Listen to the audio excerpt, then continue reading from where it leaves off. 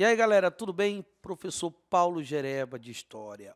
Hoje iremos analisar os chamados movimentos sociais da Primeira República Brasileira, que tem várias denominações, entre elas a República Velha, período de 1889 até a chegada de Vargas ao poder em 1930.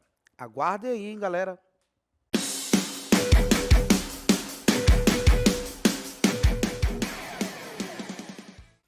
Pessoal, quando se discute os movimentos sociais da Primeira República Brasileira, que também pode ser caracterizada com outras denominações, como República Velha, o segundo momento dela, chamada República Oligárquica, porque ela começou como uma república da espada, ela começou com a presença de presidentes militares ligados ao exército no poder, que participaram do golpe, da proclamação da República, juntamente com os setores da burguesia cafeeira do Oeste Paulista. Esses militares do Exército, eles irão ocupar, no primeiro momento, o comando desse Estado republicano.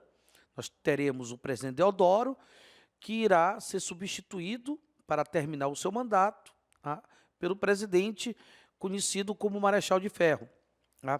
E após 4 anos de República da Espada, 4 anos de República Militar, começa a se ter, a partir de Prudente de Moraes até o Washington Luiz, que vai ser deposto pelo movimento de 1930, o movimento que coloca Vargas no poder.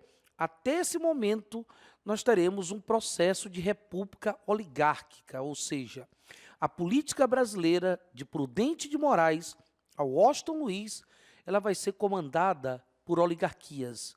Nós teremos uma hegemonização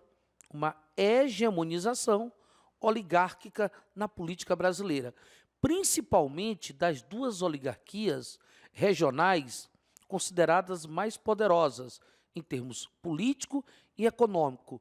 São Paulo, Minas, é o que se convencionou chamar de política do café com leite, que necessariamente não significa uma alternância do poder entre mineiros e paulistas, obedecendo uma forma cronológica.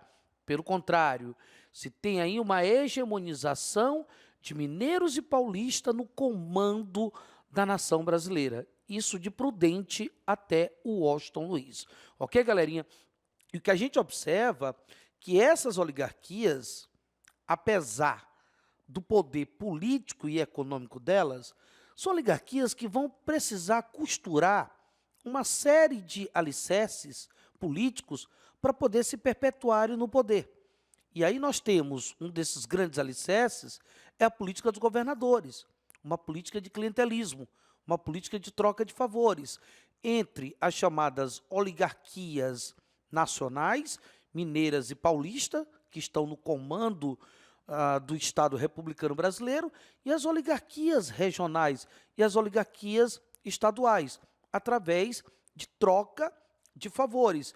E esse processo da política dos governadores, dentro dos estados, ele vai precisar de mecanismos de sustentabilidade.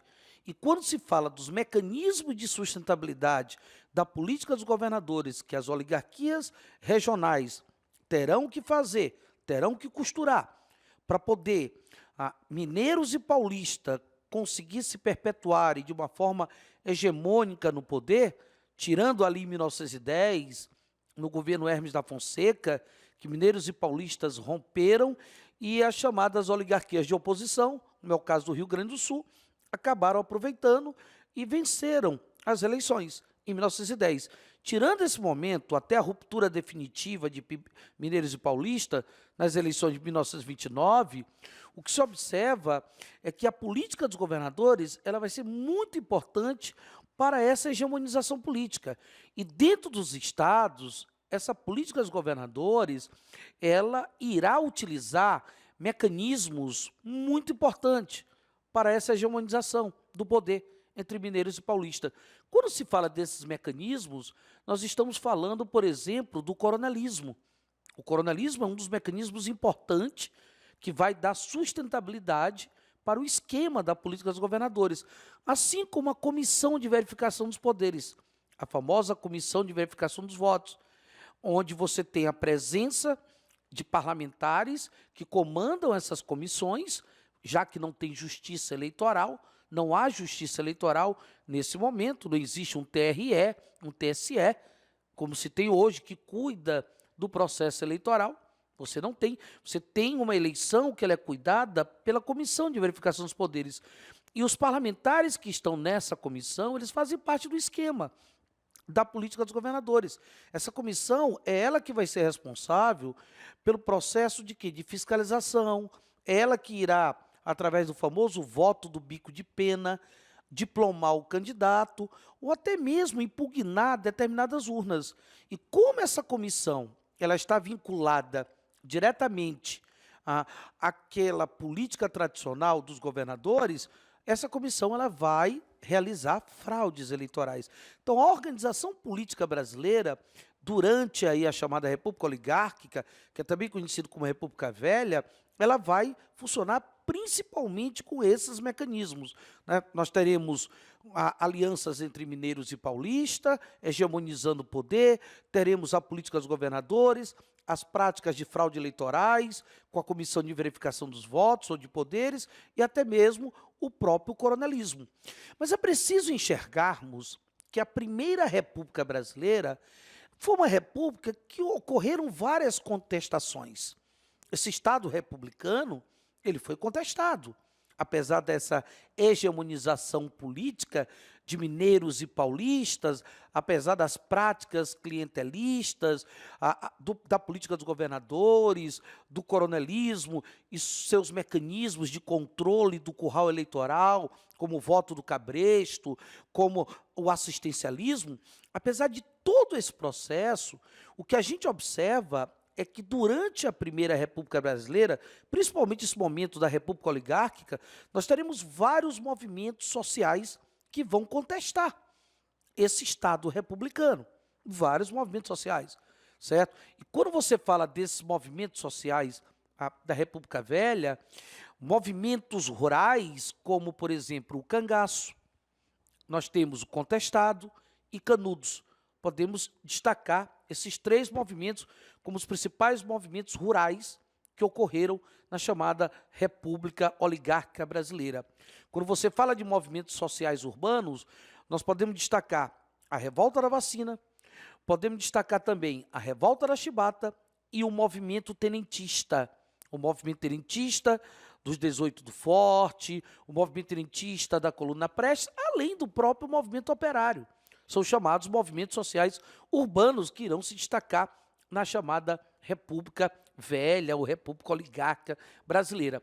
Quando você fala dos movimentos rurais, que nós iremos observar, principalmente movimentos como Canudos e Contestado, a gente observa que há, na verdade, alguns pontos comuns que envolvem esses dois movimentos, o movimento de Canudos e o movimento Contestado. Nós temos pontos comuns como, por exemplo, a questão relacionada ao caráter messiânico desse movimento.